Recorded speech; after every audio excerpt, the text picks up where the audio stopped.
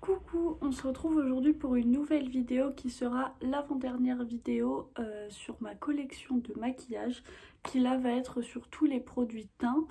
Alors pour le coup dans les produits teints je ne vais pas vous montrer les fonds de teint anti-cerne et poudre, tout simplement parce que c'est des choses que j'ai très peu. En fait je ne les utilise et je ne les achète qu'un par un, donc ce serait pas forcément très intéressant pour vous de les voir. En gros, si vous voulez savoir ce que j'utilise, allez voir ma vidéo maquillage quotidien. Ça va être les seuls produits que je vais avoir. Sinon après, si j'achète de nouvelles choses, vous le verrez dans les hauls. Du coup là en fait dans les produits teints, on va prendre en compte donc tout ce qui est bronzer, blush et highlighter, que ce soit format crème ou format poudre.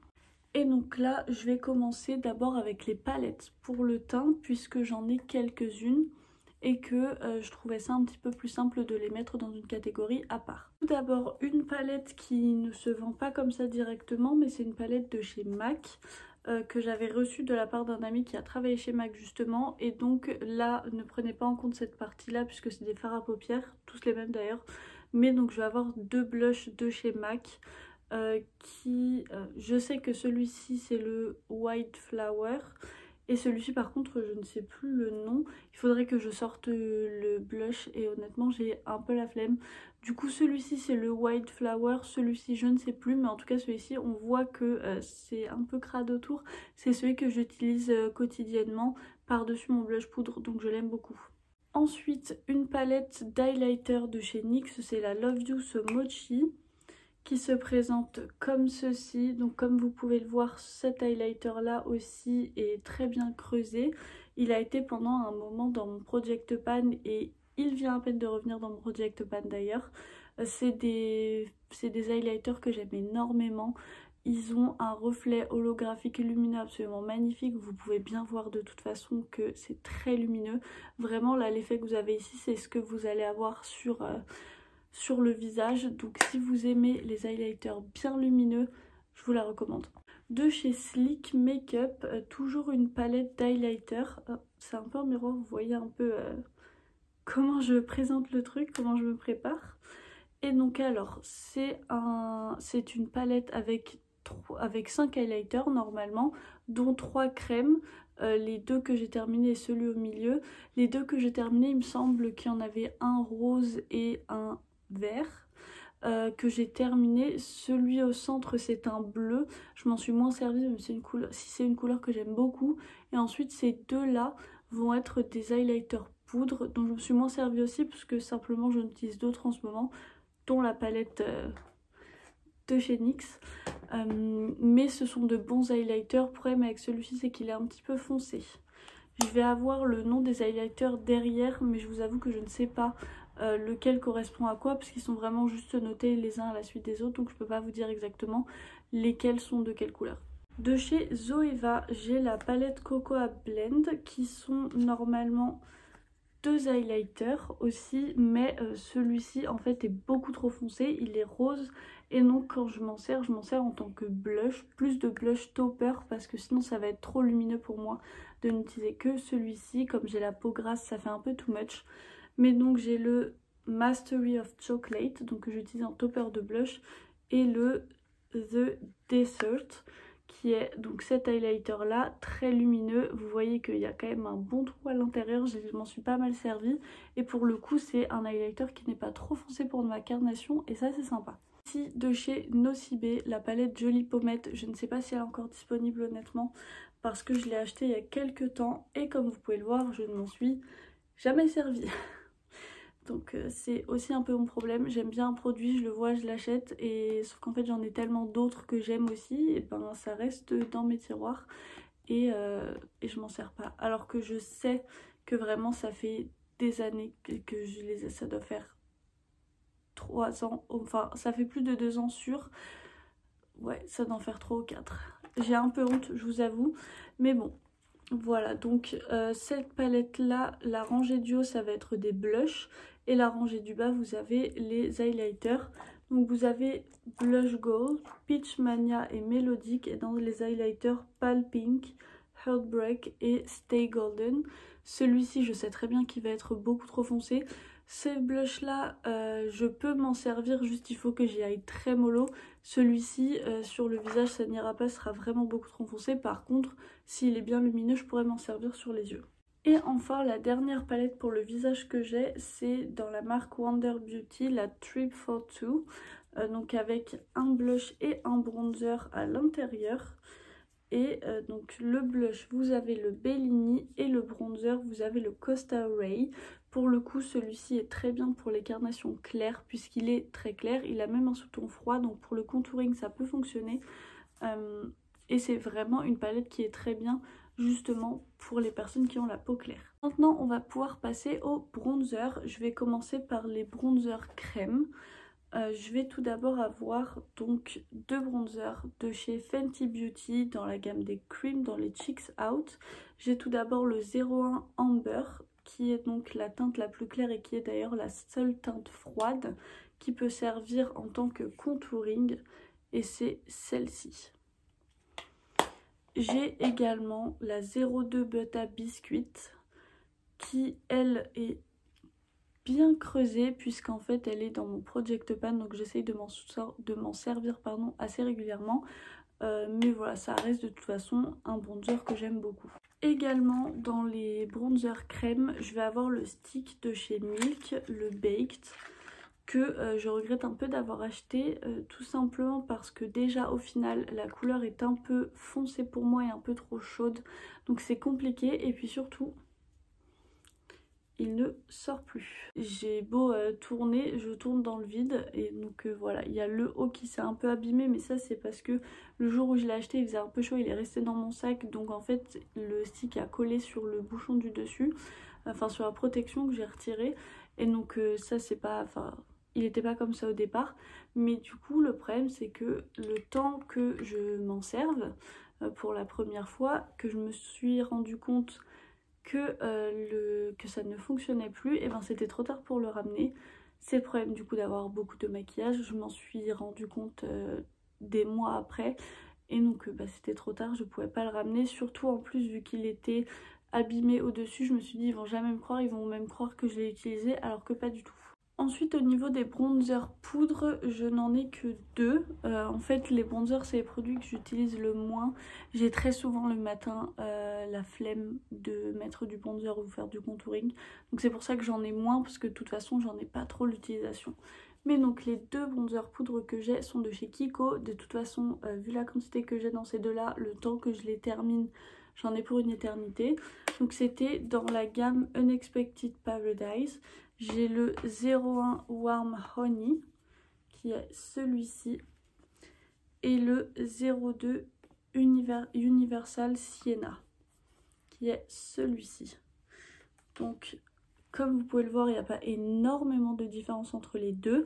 Justement en plus j'avais acheté les deux parce que j'étais passée par internet et je vous avoue que je n'arrivais pas trop à voir si la 2 allait être trop foncée pour moi ou pas. Donc je me suis dit écoute de toute façon tu t'en rendras bien compte. Donc j'ai acheté les deux et au final les deux teintes me vont. Simplement avec la 2 il faut que je fasse attention parce que c'est rapidement trop foncé mais je peux m'en servir. Si aussi je me suis trompée, il me reste un bronzer poudre aussi de chez Lacura.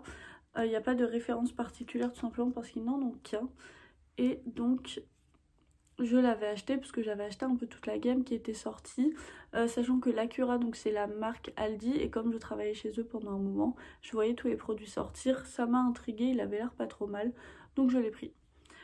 Il est un peu foncé, il faut que je fasse très attention, mais c'est pas le plus pigmenté donc ça va, j'arrive à m'en servir. J'en ai terminé avec les bronzers donc on va pouvoir passer aux highlighters. Tout d'abord le seul highlighter crème que j'ai c'est le Empowered de chez Huda Beauty qu'on m'a offert pour mon anniversaire et donc c'est celui qui se présente comme ça, c'est le Glow Energy donc c'est un face gloss que vous pouvez utiliser en tant qu'highlighter gel. Simplement je ne l'ai pas encore utilisé parce que je vous avoue que je suis pas sûre de comment ça fonctionne et ayant la peau grasse et même aussi enfin je sais pas trop comment ça se comporte sur la poudre donc il faudrait que je regarde. À mon avis là où c'est le mieux c'est de l'utiliser quand vous n'êtes pas maquillée, ce qui n'est pas souvent le cas chez moi donc voilà, mais je pense qu'il faut juste que j'apprenne à l'utiliser et ensuite ça devrait aller. Ensuite donc dans les highlighters poudre, déjà il y a ceci que j'ai oublié de vous montrer dans les palettes pour le teint, puisqu'en fait ça va être un duo highlighter et blush de chez Lacura qui se présente comme ceci. Les deux sont plutôt bien adaptés, le blush est quand même très flash donc il faut faire attention, mais voilà, l'highlighter n'est pas trop foncé donc ça c'est cool. La qualité n'est pas incroyable mais honnêtement pour le prix ça va très bien. Ensuite, toujours de chez Lacura, je vais avoir l'highlighter qui était sorti en même temps que le duo blush highlighter et que le bronzer. Donc à chaque fois toujours dans un packaging qui fait penser à Fenty Beauty. Et donc j'ai cet highlighter, si j'arrive à l'ouvrir, voilà, qui se présente comme ceci. Alors honnêtement je ne m'en suis pas encore servi, donc je ne peux pas vous dire s'il est de bonne qualité ou si la teinte notamment me va. Simplement il a l'air bien lumineux et je pense que de toute façon pour tous les jours ça ira très bien, même s'il n'est pas incroyable, j'ai pas besoin d'avoir un effet holographique tous les jours. Un autre highlighter que j'ai à vous montrer, c'est de chez Illamasqua, c'est le Beyond Powder highlighter poudre lumineuse dans la teinte Dainty, qui est celui-ci et je l'adore. Je pense que c'est le tout premier highlighter que j'ai pu avoir, donc ça commence à remonter pas mal. Comme vous pouvez le voir, je l'ai quand même pas mal utilisé. Il était sous format dôme et je m'en servais absolument tous les jours. Il va trop bien avec ma carnation, j'adore, il est lumineux, holographique, pailleté, enfin quand je dis pailleté, pas les grosses paillettes, mais il est absolument génial. Je l'avais reçu dans un calendrier de l'Avent et je suis très contente d'avoir découvert les highlighters avec ce produit là. Un autre highlighter, cette fois-ci de chez Kiko, qui va être le 01 Glow Fusion, enfin dans la gamme des Glow Fusion, et c'est celui-ci. Je m'en suis assez peu servi, vous voyez pas du tout la lumière, c'est dommage. On dirait vraiment une poudre matifiante quand vous regardez ça comme ça, mais je peux vous assurer qu'il est lumineux. Je m'en suis assez peu servi, mais c'est une couleur que j'aime bien, notamment parce qu'elle est claire, donc c'est vraiment facile à porter pour moi, même en hiver, donc ça c'est cool et ça reste un bon highlighter. Et enfin de chez Nocibé, le 01 Bright Champagne dans les poudres illuminatrices modulables, et celui-ci il est incroyable. Vraiment là vous voyez à quel point il est lumineux, les reflets sont incroyables dans cet highlighter là, la teinte est bonne pour moi, de toute façon c'est la 01 donc je peux pas faire plus clair chez eux en tout cas, et vraiment il est absolument incroyable, je l'adore. Également, le dernier highlighter que j'ai oublié de vous présenter, c'est un highlighter crème. J'y ai pas pensé parce que comme vous pouvez le voir pour la teinte, c'est impossible pour moi de m'en servir comme ça. Donc c'est de chez Paille dans les The Impossible Glow. Je ne sais pas la teinte que j'ai. Ah si, j'ai la teinte 01 bronze, donc ça veut dire qu'il doit avoir plus foncé que ça. Ou alors peut-être d'autres couleurs. Mais en tout cas, il est hyper foncé, c'est impossible de m'en servir en tant qu'highlighter ou en tant même juste que goutte lumineuse, un peu comme les Drunk Elephant ou quelque chose comme ça. C'est impossible, donc je ne m'en suis jamais servi. Faudrait que je regarde sur les yeux s'il est lumineux pour pouvoir l'utiliser en tant que fard liquide sur la paupière mobile. Mais en tout cas, pas très convaincue par celui-ci. Et enfin, on va pouvoir passer à la dernière catégorie, là où j'ai le plus de produits, notamment de produits crème, ça va être les blushs. Donc comme pour les highlighters et les bronzers, on va commencer par les produits crème. J'ai tout d'abord les 4 blush crème de chez Milk. On va avoir la couleur Chill, qui est celle-ci. Honnêtement, je me suis déjà servi d'un et j'aime beaucoup. Il faut apprendre à s'en servir, mais avec un bon pinceau, au final, ça va assez vite. J'ai ensuite la teinte Burst, qui est celle-ci, beaucoup plus violet, celle-ci. Ensuite, la teinte Spritz, qui est celle dont je me suis servie. Vous pouvez voir qu'il est moins lisse du coup. Et c'est une couleur qui est vraiment parfaite pour tous les jours, justement, avec un peu n'importe quel maquillage. Et enfin, la teinte Splash. Donc, celle-ci qui est plus foncée aussi. Ils ont une odeur de bonbons absolument incroyable. D'ailleurs, tant que j'y pense, je vous le dis, parce que je ne savais pas avant de les acheter.